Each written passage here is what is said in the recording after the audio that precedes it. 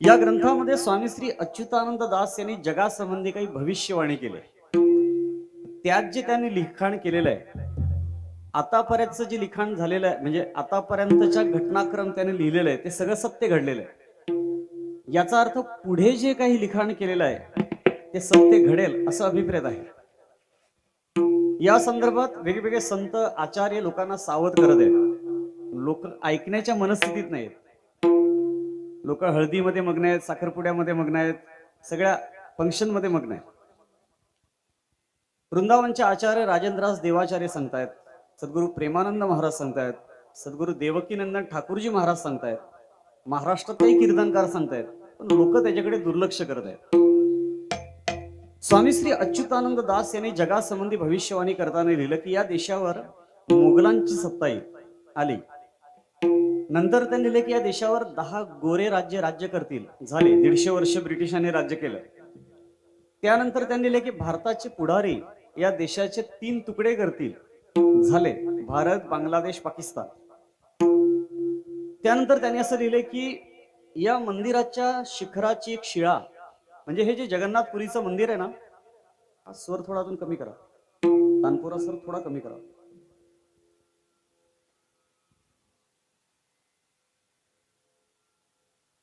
जगन्नाथपुरीचं जे मंदिर आहे ना, ते सतयुगात बांधलं गेलं आणि भगवान त्याच्यामध्ये द्वापार युगात राहायला आले. मंदिर एक युग आधी तयार आहे आणि भगवान त्याच्यामध्ये द्वापारात राहायला आले. तर हे जे मंदिर आहे दिव्य मंदिर आहे. त्यांनी असं लिहिलं की या मंदिराची शिळा, शिखराची शिळा जर आपोआप खाली आली की समजायचं कलियुगाचा अंत जवळ आला. तर मागच्या काही वर्षापूर्वी त्या एक प्रचंड शिळा त्या मंदिराची खाली आली. ती किती टन वजनाची, हालत नाही चिलत नाही, त्याला क्रेनने उचलावं लागेल. नंतर त्यांनी असं लिहिलं की हा जो मंदिराचा ध्वज आहे जगन्नाथपुरीचा, हा एक वेगळा चमत्कार आहे. सामान्यतः वारा जर पश्चिमेकडून असेल तर ध्वज पूर्वेकडे जातो, बरोबर आहे. पण जगन्नाथपुरीच्या मंदिराच्या ध्वजेचा चमत्कार असा आहे, वारा जर पश्चिमेकडून आहे तर ध्वज पश्चिमेकडेच फडकतो. हा चमत्कार आहे. तर स्वामी श्री अच्युतानंद दास यांनी लिहिलंय की ह्या ध्वजाला जर आग लागली की कलियुगाचा अंत एकदम जवळ आलाय असं समजायचं. मागच्या वर्षामध्ये या ध्वजाला 3 वेळा आग लागली. मग स्वामी श्री अच्युतानंद दास यांनी असं त्या ग्रंथात लिहिलंय, तो बंगला भाषेमध्ये, ज्याला वाचता येईल त्याने वाचू शकता. त्यांनी असं लिहिलंय की हा जो कालखंड दिलाय 2025 ते 2032, हा संपूर्ण जगासाठी आपत्तीचा काळ आहे. आणि ह्या आपत्तीमध्ये 2032 नंतर पुढे 1000 वर्षाचा कालखंड चांगला आहे, पण 32 तर उजाडलं पाहिजे. काय काय आपत्ती आहे त्याच्यामध्ये? पहिली आपत्ती अतिवृष्टी ही झालेली आहे. 6 महिने पाऊस पडत होता, थांबायलाच तयार नाही. 6 महिने पाऊस पडत होता. अतिवृष्टी गेली की पूर येतील, सुनामी येतील, 50 मीटर उंचीच्या सुनामीच्या लाटा येतील. त्यांनी असं लिहिलं की 2050 पर्यंत समुद्रकाठची जी शहरं आहेत ती सगळी पाण्याखाली येतील. म्हणजे आज जे करोडो रुपयाचे फ्लॅट आहेत, उद्या त्याचे भूत राहतील किंवा खंडर बनेल, या पलीकडे त्याचा काही व्हॅल्यू नसेल. पूर, दुष्काळ, आपत्ती मध्ये अशा वाटचाल करताना 27 ऑक्टोबर 2027 ला वर्ल्ड वॉर चालू होईल, जागतिक महायुद्ध चालू होईल. त्याची पूर्वतयारी चालू आहे, ही आता सगळं चालू आहे. वर्ल्ड वॉर का घातक आहे? तर आता nuclear weapon, bio weapons, missile, वेगवेगळे जी घातक शस्त्र आहेत त्याचा वापर होण्याची शक्यता आहे. आणि या सर्वांमध्ये 2027 पासून 2030 च्या दरम्यान एक प्रचंड मोठी महामारी येणार आहे. त्याच्यामध्ये लाखो लोक मरणार आहेत. 50% लोक आता क्लायमेट चेंज मध्ये मरणार आहेत. म्हणजे काय? अति उष्ण, अति थंडी, अति पाऊस हे सहन न झाल्यामुळे 50% लोक त्याच्यात मरणार आहेत. आणि अशी वाटचाल करता करता साधारणतः 2032 पर्यंत स्वामी श्री अच्युतानंद दास लिहितात की जगाची जी लोकसंख्या आहे ती आता 8 अब्ज आहे, 8 अरब आहे, 8 अब्जाच्या पुढे आहे. तर जगाच्या लोकसंख्येच्या फक्त 64 करोड लोक जगणार आहेत, बाकी सगळे मरणार आहेत. ही स्वामी श्री अच्युतानंद दास यांची भविष्यवाणी आहे, माझी नाही, लक्षात घ्या. मी हे जे 64 करोड फक्त लोक जगणार आहेत पूर्ण जगामध्ये 32 सालानंतर, तर 64 करोड मध्ये 31 करोड भारतात जगणार आहेत आणि 31 करोड विदेशात जगणार आहेत. मग एवढा मोठा जो नरसंहार होणाराची त्यांनी जी भविष्यवाणी केली, आता ती होईल ना होईल देवाची इच्छा माहित नाही, पण सावधान असणं आपलं काम आहे ना.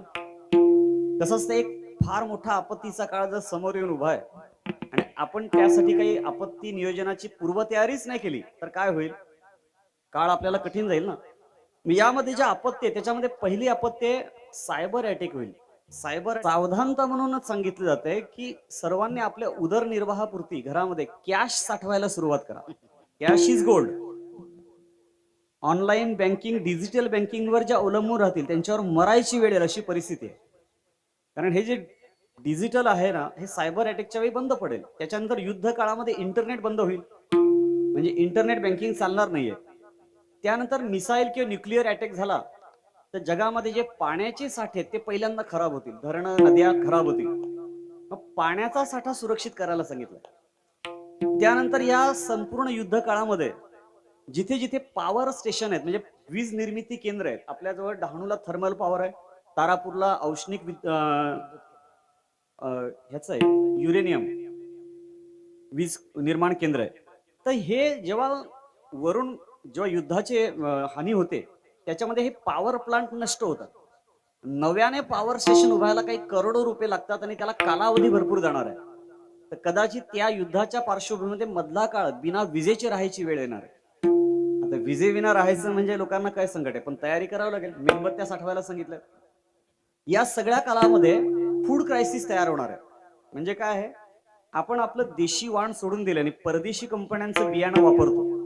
ते काही बियाणं आपल्याला भेटणार नाही आणि त्यामुळे जगामध्ये फूड क्रायसिस तयार होणार आहे. जगाची जेवढी लोकसंख्या आहे तेवढं अन्नधान्याचा साठा नसणार आहे आणि यामुळे फूड क्रायसिसचा धोका फार मोठा सांगितलाय. साधारणतः 3 वर्ष पुरेल एवढा अन्नधान्य साठा जमा करायला सांगितलाय. एक लढाई अशी होणार आहे, हिंदू मुसलमान नाही, शहरी विरुद्ध नागरी अशी लढाई होणार आहे. ग्रामीण विरुद्ध शहरी अशी लढाई होणार आहे. म्हणजे का, शहरातील लोकांच्या घरात 1 महिनाभर पुरेल एवढंच अन्न आहे आणि खेड्यातील लोकांच्या घरात 1 वर्ष पुरेल एवढं अन्न आहे. बरोबर आहे. तर शहरातील लोकांचं अन्न संपलं की ते गावाकडे येतील आणि तुमचं अन्न खिचून घेण्यासाठी मारामाऱ्या करतील. ते एक लढाई अशी होणार आहे शहरी विरुद्ध ग्रामीण. म्हणजे अन्नधान्याच्या तुटवड्यामध्ये लोक वेड्यासारखी काहीही करतील. फूड क्रायसिस तयार होणार आहे. फूड क्रायसिस साठी साधारण 3 वर्षाचा अन्नधान्य साठा तयार जमा करून ठेवायला सांगितलं. त्याच्यामध्ये तांदूळ आहे, गोडे तेल आहे, मीठ, सगळं काही आहे. आता हे कसं टिकवायचं ते आपण बघून घ्यावं लागेल. त्यानंतर या सगळ्या कालामध्ये पाण्याची समस्या मोठी आहे. का, बोरवेल स्वतःच आहे पण पाणी काढता येणार नाही, कारण विजेचा अभाव आहे. पाणी काढता येणार नाही. गाडी तुमच्याकडे आहे पण पेट्रोल काढता येणार नाही, पंप चालणार नाही. मग या सगळ्या आपत्तीमध्ये कसं काय राहायचं, काय करायचं याची पूर्वतयारी सगळ्यांना करावी लागणार आहे. आता तुम्ही म्हणाल हेच कीर्तनाचा विषय आहे का? अहो, समाज जगला तर कीर्तन होतील ना. बरोबर. समाज जगला तर सप्ते होतील. समाज जगला तर पालख्या, उत्सव, सगळ्या दिंड्या सगळ्या चालतील ना. समाज सुरक्षित राहायला पाहिजे, हे आमचं कर्तव्य आहे ना.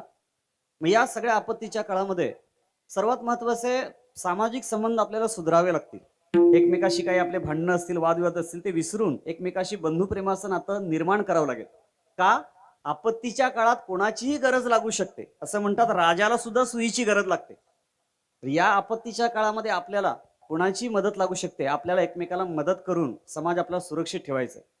या सगळ्या आपत्तीमध्ये जो अख्खा ग्रंथ काही 5 मिनिटात तुम्हाला सांगू नाही शकत, पण त्यांनी जे काही भविष्य जगासंबंधी लिहिलंय, आता या संबंधाने सगळे समाजचिंतक, समाज अभ्यासक, शास्त्रवेत्ते, भविष्यवेत्ते, जागतिक चिंतन करणारे राजनीती तज्ञ पण सांगत आहेत या संदर्भात, पण कोणी लक्ष देत नाही.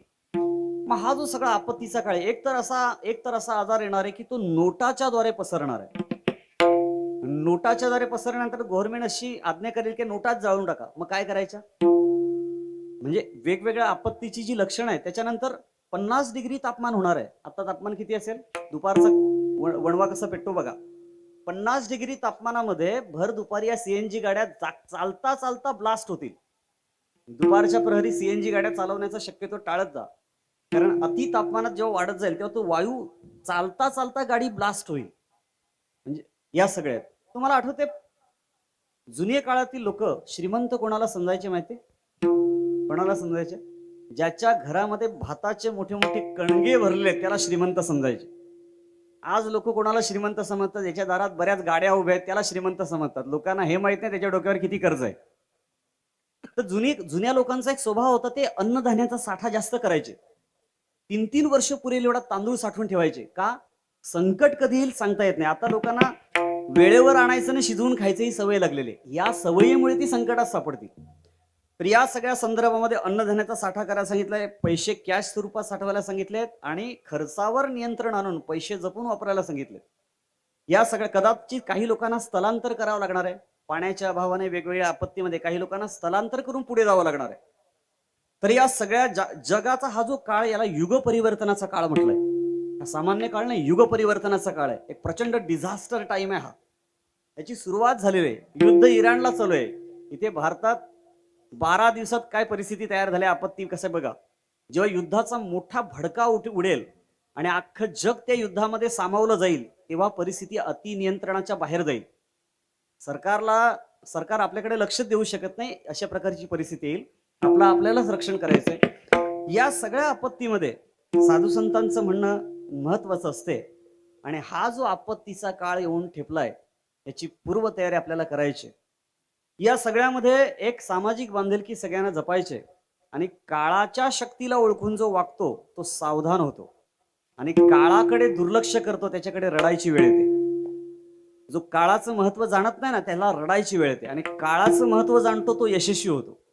म्हणून आपत्तीच्या काळामध्ये सर्व काही ज्या गोष्टी भविष्याच्या योजना बनवून जो राहील तो सुरक्षित राहील. आणि सगळ्यात महत्वाचं सार आहे, हे जे 31 करोड भारतामध्ये जगणार आहेत, हे कोण जगणार आहे? स्वामी श्री अच्युतानंद दास यांनी सांगितलंय, जे गुरुचरणाचा आश्रय घेतील, जे गुरुभक्त आहेत, जे गुरुभक्ती करतील, गुरुची अनन्य निष्ठा ठेवतील, तेवढीच लोक जगणार आहेत. म्हणजे असं नाही की ज्याच्याकडे खूप पैसे आहेत, करोडो रुपये, तो जगणार आहे, असं नाही त्यांनी म्हटलं. जे गुरुचरणाचा आश्रय घेतील, गुरुभक्ती करतील, ते लोक या संकटातून तरुण जाणार आहेत. म्हणून आपापल्या गुरुची निष्ठेने सेवा करा, श्रद्धेने त्यांच्यावर भक्तिभाव करा. आणि असे एक संत श्रेष्ठ श्री गुरु साईबाबा आहेत, त्यांच्या दरबारात आपण ही उपासना करत आहात. विठ्ठला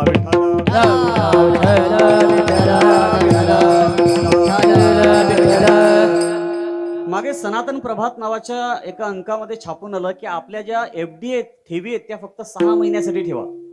पण अशा काही सावधानतेच्या गोष्टीकडे लोक दुर्लक्ष करतात. असो, सावधानतेच्या दृष्टीने एक सांगण्याचा मी प्रामाणिक प्रयत्न केलेला आहे. जगामध्ये अनेक संप्रदाय आहेत आणि अनेक संप्रदायाच्या उपासना वेगवेगळ्या आहेत. त्या उपासना प्रणालीमध्ये सर्वोत्तम उपासना संपूर्ण जगात जेवढे संप्रदाय आहेत, त्या सगळ्या संप्रदायामध्ये सर्वश्रेष्ठ उपासना वारकरी संप्रदायाची. का बरं? वारकरी संत असे द्रष्टे संत होते. समाजाला कसं हाताला धरून देवाकडे आणायचं याचं नेमकं वर्म वारकरी संतांना माहिती पडलं होतं. आणि अशा वारकरी संतांनी तीर्थयात्रेच्या निमित्ताने पंढरीच्या वारीची उपासना समाज जीवनात रुजवली. बघा, तीर्थ अनेक आहेत, अनेक लोक असे आहेत, उठली का सुटली तीर्थाला. बरीचशी लोक नुसती तीर्थाला भटकतात. तीर्थक्षेत्र या लोकांनी घाण करून टाकली. तीर्थक्षेत्रामध्ये गेल्यावर तीर्थक्षेत्राचं पावित्र्य नष्ट केलंय. तीर्थामध्ये कसं राहावं, कसं वागावं याचंही त्यांना भान राहिलेलं नाही. आज सगळी तीर्थक्षेत्र गलिच्छ करून टाकलेत, सगळ्या तीर्थाच्या नद्या घाणेरड्या करून टाकल्यात. हे अधिक जास्त प्रमाणात जे लोंढे तीर्थामध्ये जायला लागले ना, यांच्यामुळे तीर्थक्षेत्राचं पाविष्ट नष्ट होण्याच्या मार्गावर आहे. आता तो काही लोकांचा व्यवसाय आहे, त्याला काय आपण रोखू नाही शकत. पण या सगळ्या तीर्थक्षेत्रामध्ये बाकीच्या तीर्थाला वगळून पंढरीला जाण्याचा वारकरी संतांचा अट्टाहास आहे. पंढरीशी जा रे आल्या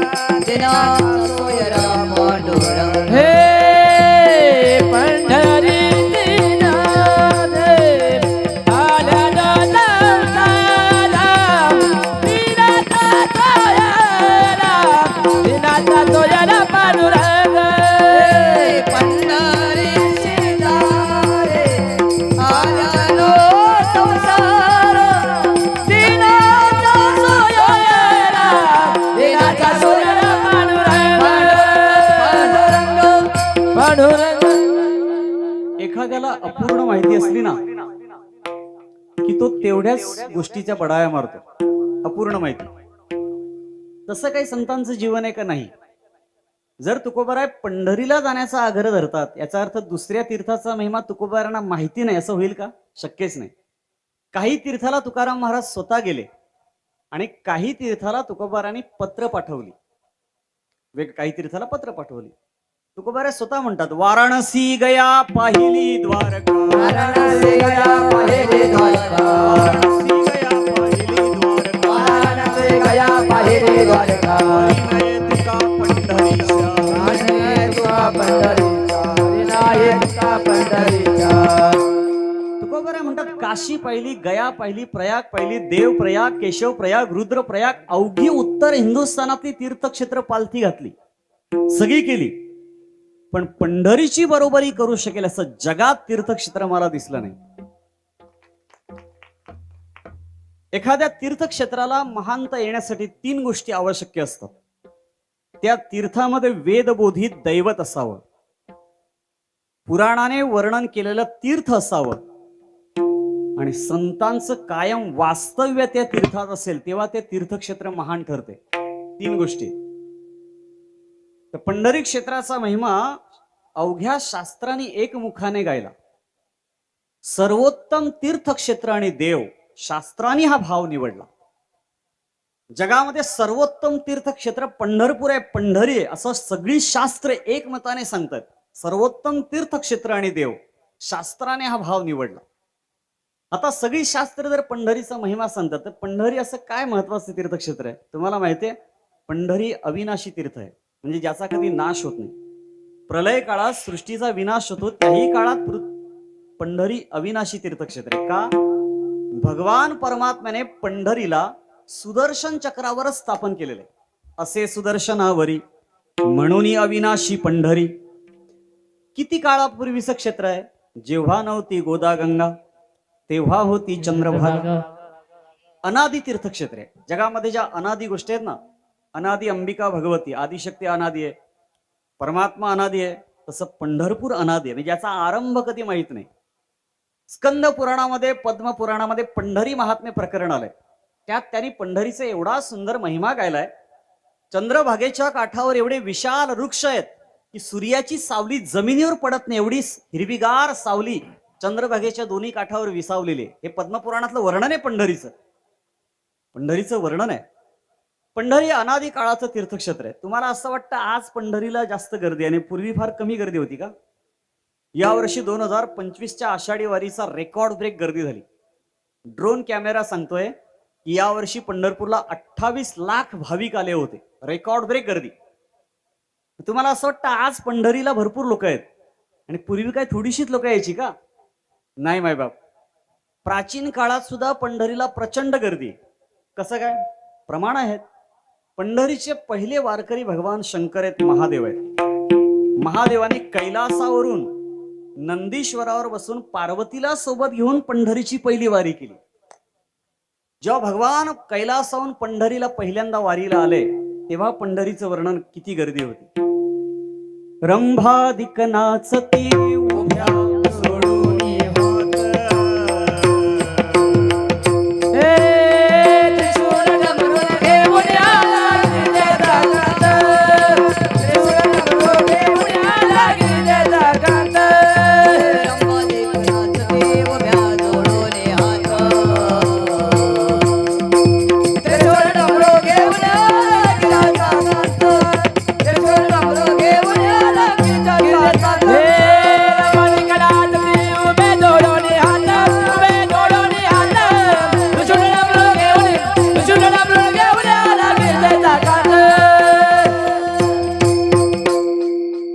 महादेव जेव्हा पंढरीच्या वारीला पहिल्यांदा आले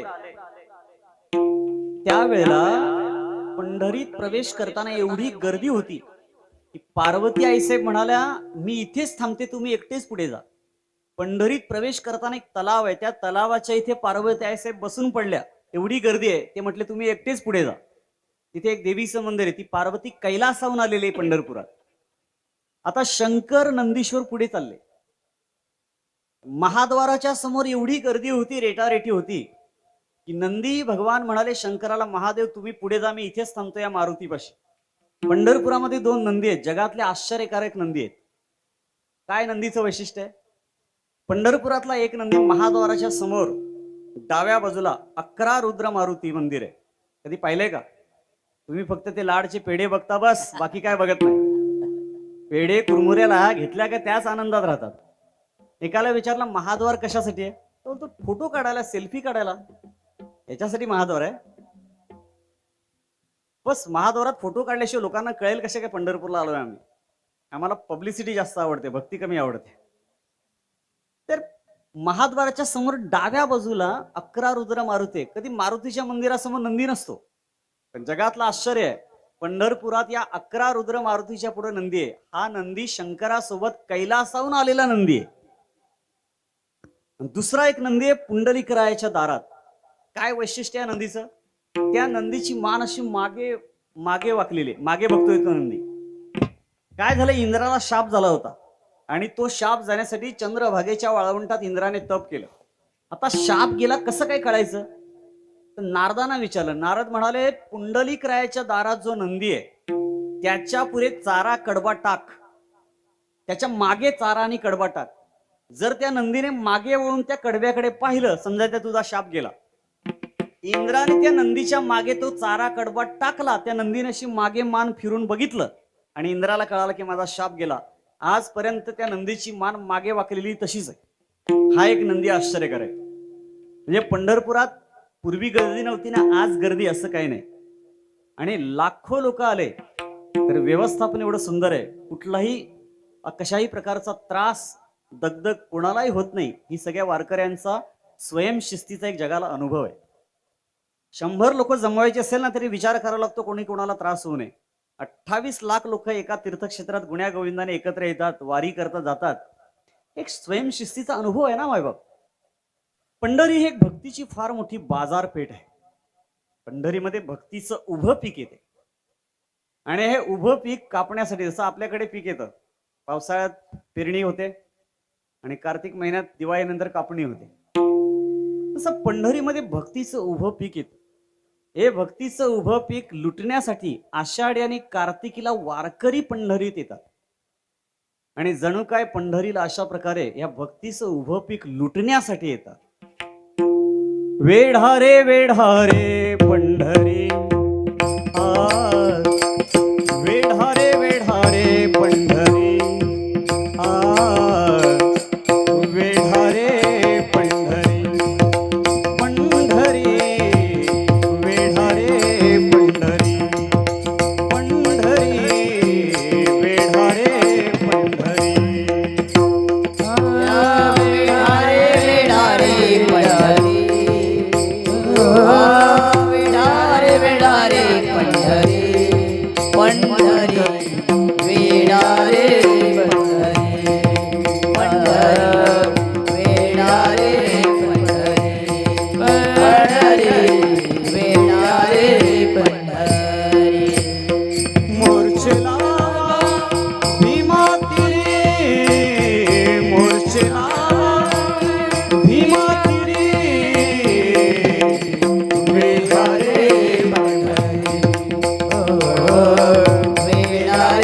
पंढरी, पंढरी वेढारे पंढरी. लुटा लुटा संत जन धरा रखुमाईचा वर.